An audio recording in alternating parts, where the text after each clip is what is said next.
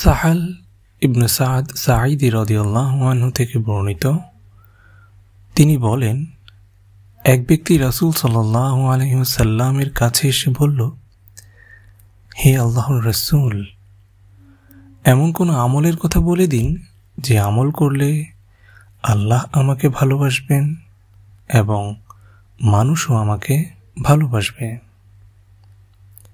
রাসূল সাল্লাল্লাহু আলাইহি ওয়াসাল্লাম বললেন, দুনিয়ার প্রতি বিমুখ হও, তবে আল্লাহ তোমাকে ভালোবাসবেন। মানুষের কাছে যা আছে সেসব বিষয়ে মুখ ফিরিয়ে নাও, তবে মানুষও তোমাকে ভালোবাসবে। হাদিসটি ইবনে মাজাহ এসেছে এবং হাদিসটি হাসান সহিহ।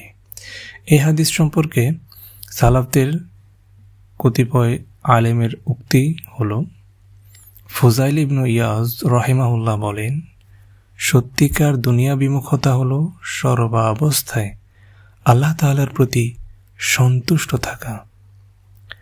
আম্মার ইবনে ইয়াসার রাদিয়াল্লাহু আনহু বলেন, উপদেশদাতা হিসেবে মৃত্যুই যথেষ্ট, প্রাচুর্য হিসেবে ইয়াকিন যথেষ্ট, আর ব্যস্ত থাকার জন্য ইবাদতই যথেষ্ট। আবু সুলাইমান রাহিমাহুল্লাহ বলেন, আমার মতে জুহদ হল যা কিছু আল্লাহ থেকে বিমুখ করে দেয় সেগুলো বর্জন করা।